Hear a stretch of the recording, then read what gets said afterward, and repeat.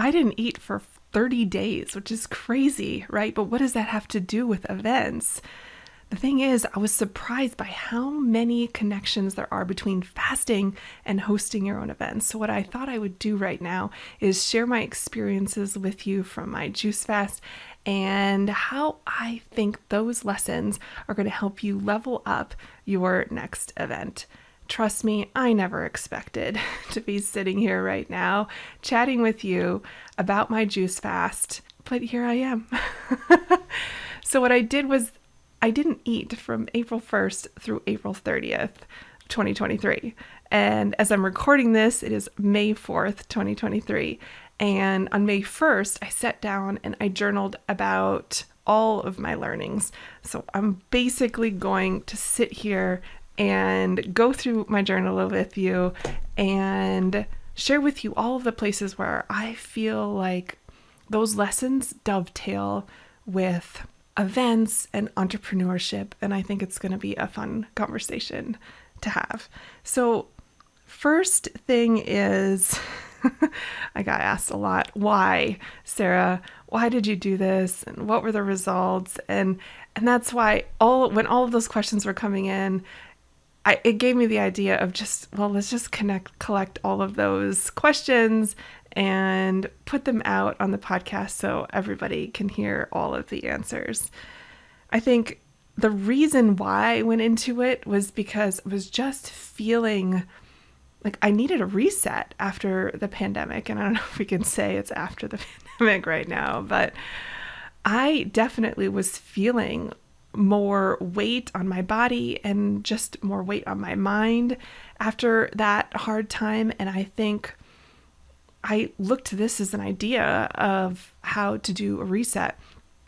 I also think that for a long time now, I've been wanting to use juicing as something that was a regular practice in my life, a way of kind of cleaning out the system and keeping the roads in good order. You know, that saying, I think it's from, gosh, what movie is it? Is it Food Inc. or Fat, Sick, and Nearly Dead? Like it's hard to repair the roads when there's always cars on the road. And fasting is one of those. And I love to do as much as possible a 16-hour fast window every day. But I think juicing kind of takes it to the next level.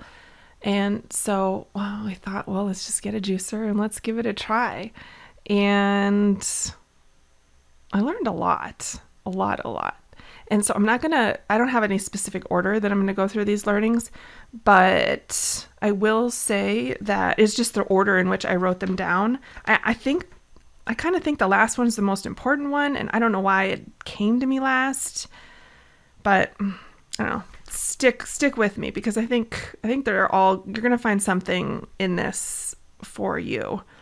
First one is I slept less when I was on the juice fast, about an hour less, but I also got up more times during the night to go to the bathroom, and sometimes like 4 times a night, which is crazy. And I thought it was going to be more disruptive than it was, but it turned out okay. The reason why I bring that up as it relates to events is to know that about yourself going into an event scenario, that you are going to have disrupted sleep, whether it's the schedule of the event that's disrupting it, or just your mind racing because of all the things you're thinking about, or the energy of being in community with all of your people. It's going to impact you. And so what I would say is go in with a plan, and also the mental readiness that it's going to happen. And I kind of wish I'd known that going in so that I could have prepared myself mentally. But once I was aware that this is a pattern, and I wasn't tired during the day, I just was waking up more during the night, and also having really vivid dreams, which made me feel like I wasn't sleeping the same amount. But I wasn't, like I said, I wasn't tired during the day. So I just became this routine of just getting up earlier than I was used to, and Max got walked earlier in the day every day. the next thing was it just takes way more produce than I ever expected to make juice. Way more. If you watch that movie, Fat, Sick, and Nearly Dead, they do not touch on logistics nearly enough for my sensibilities. And oh my gosh, this one was a shocker. So be prepared. And I think I hear that a lot from clients who are hosting events is, oh my gosh, I never expected it to be so much work. And I felt the same about the juicing. I never expected it to be so much work. I never expected for it to take so much produce. And it's one of those things with the infinity loop of confidence and competence, right? Is that just being in it will give you more competence on the topic, and naturally that leads to more confidence. And sometimes we're going in blind and optimistic, and then the reality sets in. Just, oh my goodness. But the learning curve was, relatively speaking, fast. And I'd encourage you, as it relates to events, to the same way, is like just get in and do your first one, rip off the Band-Aid, and then you'll build that confidence competence loop, and you'll feel better about it. The next thing I wanted to talk about was just making the decision. So with regards to the juicing, I think it's important to make the decision on how long the juice fast is going to be. So as I mentioned at the beginning, I went in thinking, well, maybe we'll do something like 40, or maybe we'll do something like 60 because that's what they do in the movie. And then we watched the movie a few days into our juice fast, and it was, I think I was a few days in, so it was long enough in for us to realize, wow, this is going to be a lot of work. And wow, and like physically to make the juice, and then also and do all the cleanup.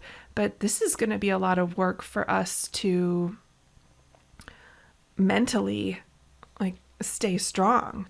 And so we started reassessing, well, does it need to be 60 days?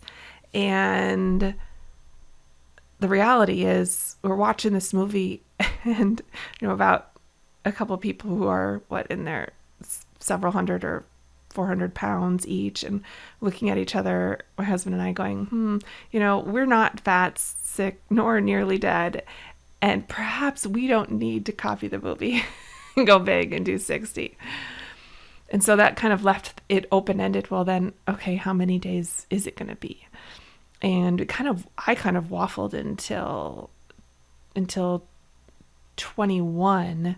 My husband stopped it after 15. He had to travel for a week and felt like it was just going to be too much to deal with the juicing on top of the travel schedule. And so he stopped after 15, and I kept going because I definitely felt I can do longer than 15. But then around 21, I definitely wanted to quit, but I also knew I could go longer.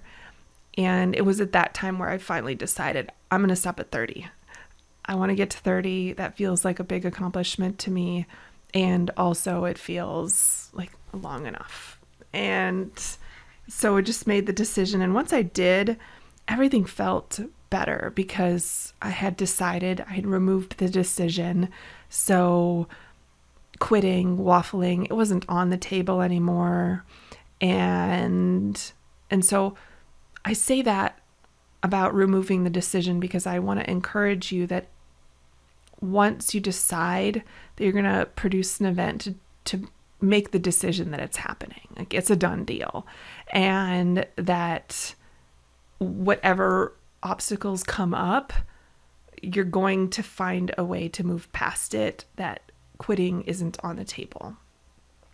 So having that target is necessary. I love events for that very reason, because the date is always, it's there, it's coming in hot, it's not movable. And especially once you've broadcast it and shared it with people, they've started to register and book their travel, it just makes it all very real and and raises the necessity, right, for you to make it happen. And so that's my encouragement, is just make the decision. Whatever it is that you need to make happen in your life, make the decision, because then once it's decided, you've removed the decision, so many other decisions of waffling or quitting. Next thing, along that same vein, is it's important to make the decision from a place of calm and clarity and peace, and not from a frenetic energy, an energy of being under pressure. And what I mean by that is I made a rule for myself that I was not allowed to quit when or because it was hard. So I'm not going to quit because I'm hangry. I'm not going to quit because we're out for dinner and the food looks amazing. I am not going to quit because we're hanging out with friends and wouldn't it be nice to go to a restaurant together. I'm not going to quit because we're at the beach and what we normally would do is have a picnic. I decided that I'm not going to quit when it's hard. I get to make the decision. When I decided on, okay, it's going to be 30 days, I made that decision from a place of being not hungry and in a really good mood and rested and just totally dialed in and clear. And so I loved that, is that it's just important to make your decisions about big things. So the reason why this is really applicable to events is because there's going to be a lot of moments where it's highly stressful. I guarantee it. And I don't want you to make snap decisions in those moments where things are hard and emotions are high, because it's just not a place to make decisions from, right? I think you can agree that when we're deciding from a place of peace and clarity and calm, in our right mind, so to speak, and we're not trying to, I think there's a sense of when we're in situations that put us under pressure and have us relying on willpower, it's hard, right? And so let's try and not put ourselves in those situations. But when they come up, especially during events, know that the decision's been removed for you to make big decisions during those times that you need to take a beat. Even if time pressure is a real thing, at least take a breather and step back and reset, if only for a few minutes, so that you're not making a decision from a place of pressure and stress. And I think you'll really thank yourself later. I know I'm proud of myself for never making a rash decision from a place of I'm hangry. I also noticed a pattern, okay, I get hangry if I don't have enough juice. And so what do I need to do to, back up the timeline here, to have enough juice made and in the fridge so that when I'm busy and I'm hungry, I have something to go to, and I can then avoid getting hangry, or I just going to avoid going to restaurants for that month, or I'm going to just avoid doing things that involve food. And ironically realize that what our family loves to do is a lot of things that revolve around eating, going out to eat. We kind of love it. It's our favorite. Okay, next thing, totally random, bone broth. It's delicious and high in protein, and I had never had it before this juice fast. So I did a little research on what the best organic brand would be. I wasn't going to make my own. No need to put that extra pressure on myself. And turns out it's so delicious. And you just have like a 16-ounce glass and you're getting pretty much like 20 grams of protein. How crazy is that? And it's really light in terms of, it's not, I think if you ate the equivalent of like a steak, it would feel really heavy. And it was like lighter, uplifting. And I would encourage that might be something you start as a habit and continue it on into your event cycle, because during an event, that's a pretty awesome way of getting some extra protein in to help with focus and energy. Yeah. Next thing is all about how I love to eat and cook and bake. And I touched on it just a minute ago, but I really do love to cook and bake food for people I love. Like, it just brings me so much joy to see people enjoy food that I made. And I realized during this juice fast that I stopped cooking and baking for the most part once I had a kiddo, because having a kid is really hard, and I wasn't sleeping and there just wasn't time. And then as my kiddo got older and became an extremely picky eater, I stopped cooking and baking new things because there was really a pretty tight window of things they would eat. And it's been too long, really. I didn't realize how big of a part of me that is, and how long it's been that I've kind of put it in a drawer. And so crazy. I spent most of this juice fast binging on Ina Garten cooking show. So the Barefoot Contessa, I have the Discovery Plus app. And so I was just watching commercial-free episodes. It was amazing. I used to watch it before I had a baby. And then I just stopped one day. And I binged and watched so many and wrote down so many recipes that I wanted to try. And so excited. And I've decided that I'm just going to cook and bake again. And it's okay if there's only 2 people in the house eating what I make. I'm going to enjoy it. I know my husband's going to love it. And if my kiddo has a nibble, bonus.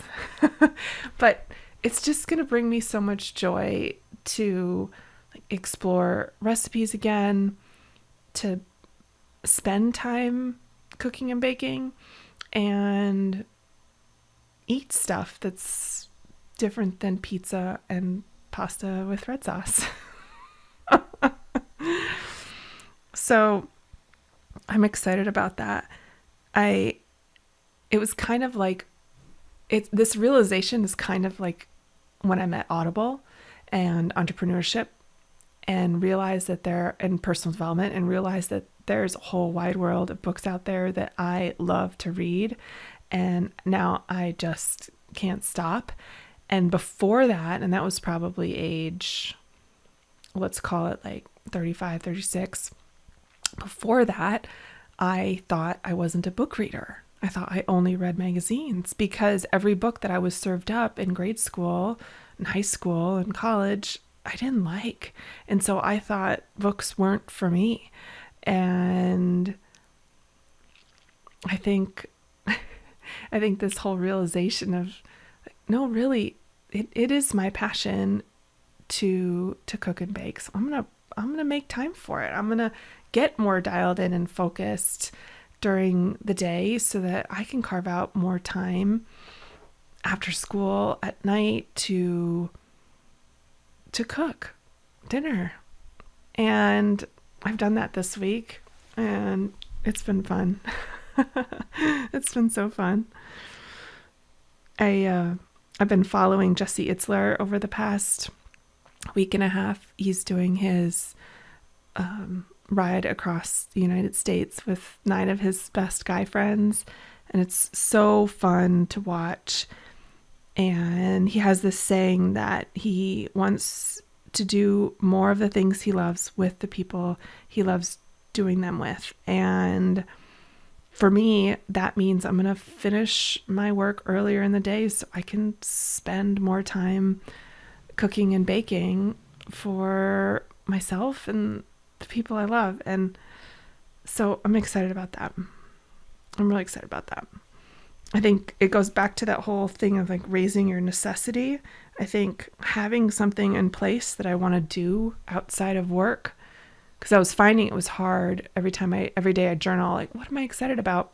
I was finding it's hard, especially during the juice fast, to write something down. And it's because I didn't have like something exciting in the evening to look forward to. And I think this is going to be an excellent thing. It's going to help me raise my necessity, eliminate those distractions, think more creatively, like what people do I need to hire in order to help take things off my plate so that I can make more time for this. Next thing is don't rely on willpower. I just finished the book Who Not How by Benjamin Hardy and Dan Sullivan. And Benjamin Hardy also wrote the book Willpower Doesn't Work. That title, I think of that title when I was writing this journal entry of don't rely on willpower. I cleaned out the pantry on the first day of the juice fast. A, because it needed it, and B, because I just didn't want anything in the way of me completing the juice fast. I didn't want to open the pantry and have it staring back at me with all of this stuff that I'm not going to cook with. And so I did that. I also didn't cook as much. Occasionally I got like takeout for my family so that I didn't have to cook, or delegated dinner making to them so that I didn't have to cook, because that felt like extra hard on top of juicing. And to connect that back to events, don't rely on willpower. You know, we've talked so much about the prep that I want you to do in advance of your event so that you can be at the event and be stress-free about continuing your normal routine, like that it's already scheduled when you're going to exercise, what you're going to eat, what you're going to drink, when you're going to eat and drink those things, so that your personal care needs, what you're going to wear, your personal care needs are all taken care of, and you can just focus on why you're there, which is being in community with your people and serving them. Because it's going to be too hard to rely on willpower during your event. It's just such a busy time. It's such a busy time. Okay, the next learning makes me laugh and also makes me want to stab someone at the same time. It's hard and it gets better. So my husband and I have this ongoing joke, because when we had a baby years ago, and we had a very challenging baby that did not sleep. And I had very specific needs and wants without the ability to speak. Very challenging. And people kept saying, oh, it gets better. It gets better.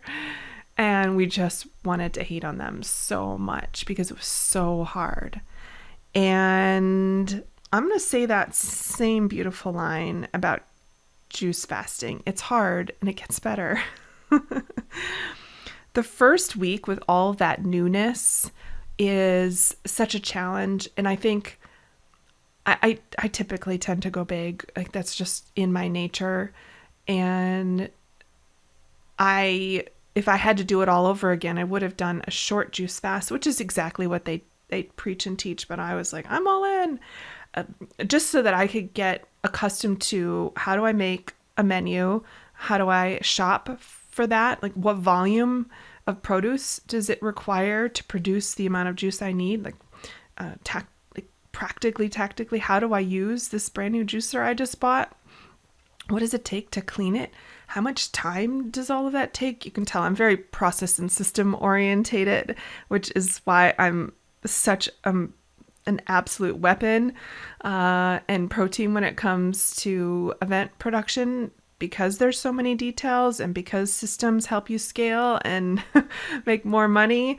But as it relates to the juicing, it's that I had to learn to use that juicer in that first week, and how to menu plan and what the process would be and how much produce to buy and where to set everything up and which direction to put the cutting board. It wasn't until the very last juicing session that I realized, wait, I cut with my left hand. So let's have the cutting board.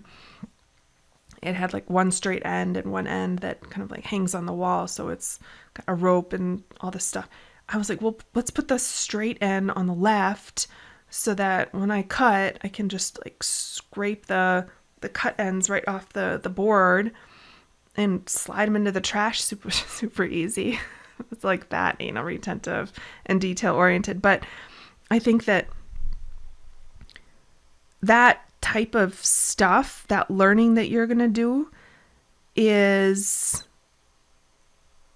hard. It's hard to do that on top of feeling different in your body with maybe, I think I was low energy that week too and had headaches and, was sleeping different.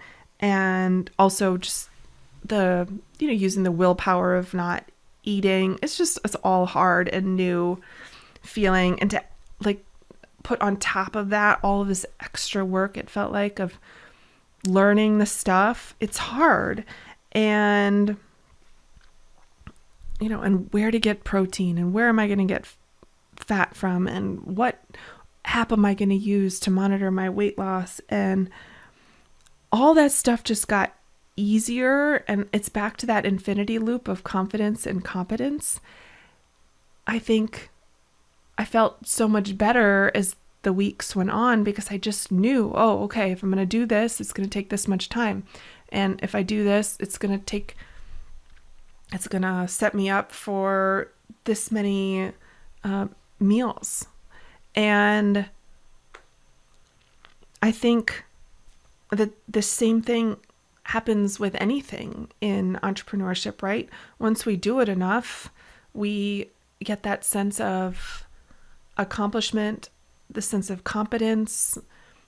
Everything tends to land better. I was watching a reel this morning by Sean Cannell. He's a YouTube expert, and he was saying just like get to 100, publishing 100 videos as fast as you can. Just do that, because when you do everything that your coach is teaching you about that thing, so get to produce, I would say, like, produce your first event. Get there as fast as you can, because once you do, then everything I'm teaching you about events is going to land that much better, because you're going to have gone through a whole cycle and you're going to know what it takes to do X and Y and Z. And I feel like that with this juicing, like now I know what it takes to do this type of a duration, and like physically how to do juicing, like juice produce, that it feels like such an easier decision going into the next one. And yes, I'll do more. I don't know if I'll do 30 again. Probably not. But would I do another week-long one? Absolutely. Or work in a day, maybe every week or every month, something like that? Absolutely. And now I know what it takes. I think monetarily, it's far less expensive to buy your own juicer and juice for these longer ones. But from a time perspective, if you can afford it, just go and buy it. One of those companies that hooks you up, delivers it every few days, fresh, organic. I would do that. 10 out of 10 stars would recommend buying. The next learning is so good. Food is community. It really brings us together around a table. I noticed that as a family, it was just it felt more challenging to sit down and have a family dinner because we weren't all having the same thing. And that doesn't feel normal. It doesn't feel right. And so I think we did miss out on several of those, and it felt almost disconnecting to be on a different meal plan. And I'd say when it comes to events, I would encourage you, if you can fit it into the budget or add it to the ticket price, feed your guests meals. And I say this because sitting around the table, taking that time over lunch, at dinner, on breaks to eat and drink together is such a powerful connector and a really valuable networking opportunity.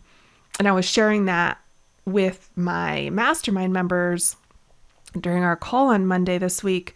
And one of them asked, well, but what do you think about, what do you feel about being, having a lunchtime speaker? And I said, no, because I really love that sense of community that's built when you just allowed to decompress, talk about what just happened in session, not having anybody talk at you. You get to talk to the person next to you. It just is a really valuable time for it to just be organic and filled with serendipity, right? So if you can help it, I say no to speakers during lunch. The next thing that I learned was empowerment, just a sense of accomplishment. It is absolutely an accomplishment that nobody can ever take away from me. And most people will never be able to say that they completed a 30-day juice fast because most people don't have what it takes to go that long without eating. Period. It's hard. Same with being an entrepreneur. Most people do not have what it takes to keep going over the long haul. Would you agree? And this accomplishment of doing a fast this long is humongous. And I'm so proud of myself. And, it's kind of like that shiny object of getting a feature in Forbes, right? Like, no one can ever take that away from you. It's always on your website as social proof.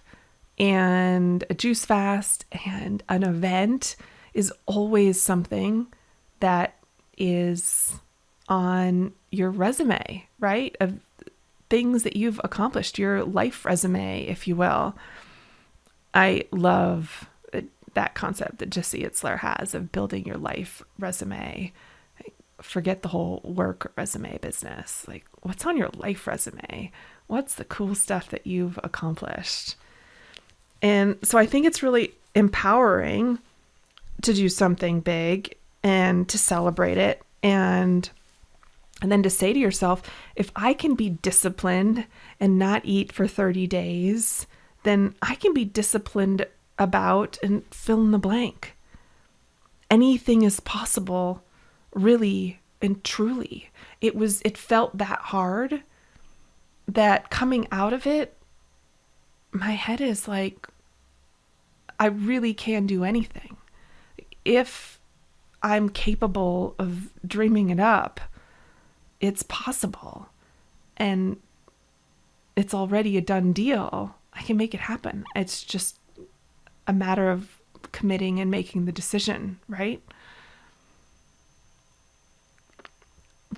The next thing is, that's funny maybe, but I've always wanted to write a cookbook for my family that contains all of our recipes modified for our tastes and our allergies. And so I really want to do that.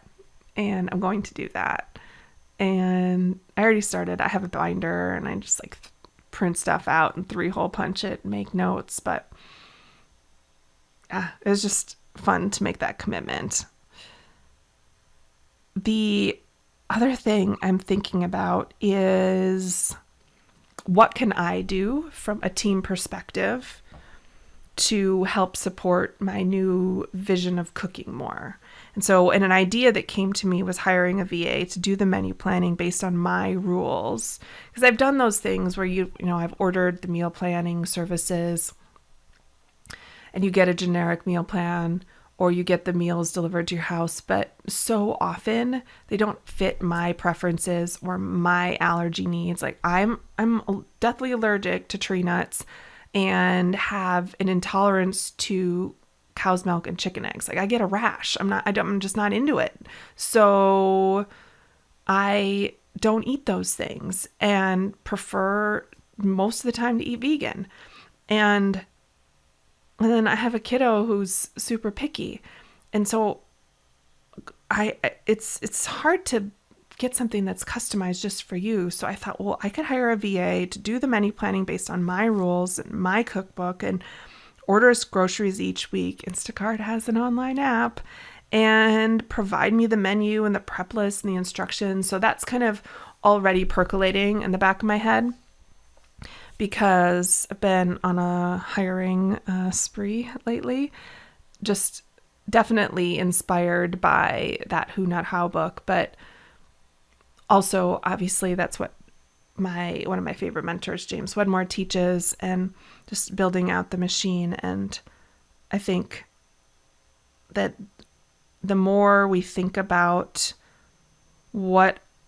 outside the box of how can we make something happen, and put that lens on when you're thinking about your next event. It's like, what was hard about the last one and what would be just a little bit easier if team was supporting you on that aspect this next time.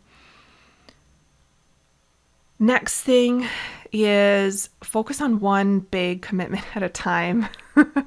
My mastermind was joking with me about this, how I tend to want to build a lot of habits at the same time. And it really is helpful to just pick one a month and not try to build 10 at the same time. And I will get behind that 100%. And also I'm still probably going to make that mistake trying to take on too much. But one big commitment, and I would say doing a juice fast is a big commitment. There is a lot of mind share. As much as I said, I've removed the decision, I'm not quitting, this is what we're doing, this is the plan, it's a big mental commitment. So I really didn't expect to be as emotional as I was when I got done. I was tearing up. It was hard. So one big commitment at a time. And as it relates to events, if this is your first one, just take it one at a time. Don't try to plan your first event and a launch and, building a new product all at the same time. Just pick one so that you can focus on it. I think a lot of people were asking me about what symptoms did I experience? Did I lose any weight? So brass tacks, here you go. Yes, I lost 19.8 pounds, but I like round numbers, so let's just round it up to 20. Sarah, why didn't you just go another day? Because I decided I was done at 30, and if I had, I definitely would have hit it. 20. Not that I had a specific number in mind, but I'm proud of that. Symptoms, I definitely had dry mouth, massive dry mouth. I couldn't get enough water. My tongue was white. It was crazy. I had low energy. I don't know what these people who talk about juice fasts are talking about when they're like, I had the best energy of my life and didn't want to quit. And I never felt that way. I talked about I had broken sleep because I just was getting up to go to the bathroom. Lots of number one happening, not a lot of number two, and that's all I'm going to say about that. Less sleep, just an hour less per night on average. Lots of vivid dreams, which I'm not used to dreaming, so having dreams felt crazy. My husband blew up like a balloon one day after I only did it once. I made almond milk in the juicer, and after having a whole glass of it in under 30 minutes, he was just like blown up, huge. And which is crazy because I'm the one with the nut allergy, but almonds aren't nuts. They're part of the apple family, so I can have them. I had no problems, but he got all swollen and itchy. Thankfully, he was fine. And we're going to send him to the naturopath to get the intolerance test, because that was a crazy thing. Part of me thinks it was because he has a pollen allergy. And so sometimes apples make him itchy that were pollinated by, like probably the same bees that pollinated the plant that has the pollen that he's allergic to. I think it's like ragweed, something like that. So I thought, well, maybe those same bees were pollinating the almonds that I juiced.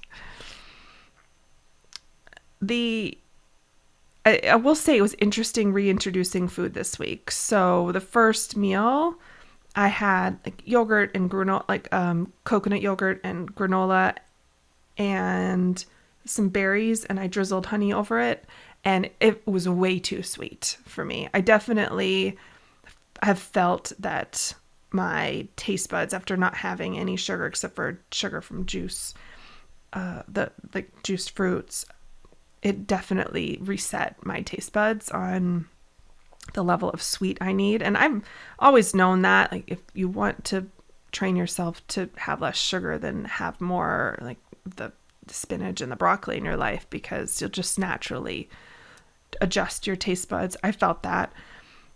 I've felt a reduced capacity for food, so I've just felt fuller faster. Like the volume limiter is definitely on. But crazy enough, my eyes are the same size, so I'll still make a plate that is what I think I want to eat and then not be able to finish it. But it seems as the week goes on, I'm getting a little bit back to normal. I've also cooked so much this week because I was missing it so much and spent so much time on it, and I definitely will adjust that next week. But it's been fun to eat new food that from those recipes that I printed from binging on Ina Garten shows over the past month. The last thing I'll say on this topic is to just around the concept of keeping going. And that's such a big theme in entrepreneurship, right? The difference maker really is in keeping going. And most people don't have what it takes to keep going. And whenever I hear that phrase, I see the image. There's a cartoon out there where it's a miner, and you can see the miner, but you can also see what he's like, the next part of the cave that you see like a cross section of what he's chipping into, and he's not getting anything, but you see that he's like inches away from just this massive find of gems and diamonds. And I was thinking about that because in the middle of the juice fast, and I know you're not supposed to do this, but I did it anyways. I did get on the scale every single day.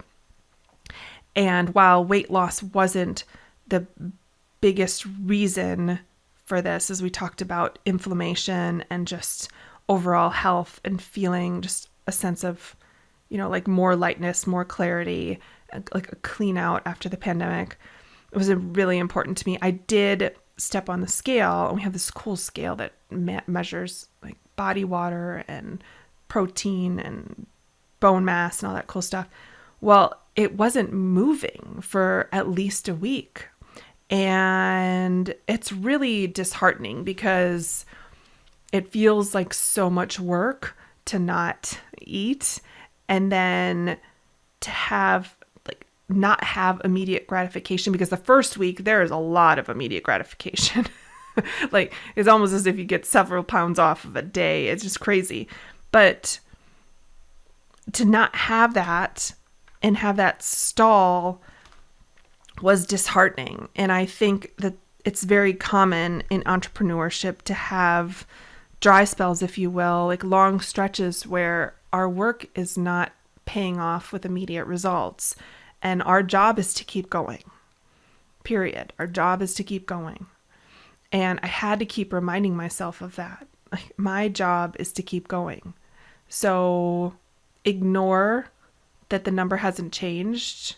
Your job is to keep going. And I'm so glad I did. I'm so glad I did. Because now I've got that feather in my cap. I completed a 30-day juice fast. So that was probably more than you bargained for. But I wanted to get all of my learnings out and was hoping that my experiences might help you and in some small way. If you have questions, drop it into my DMs over on Instagram. I appreciate you being here with me today and wish you the most outstanding week. Take care.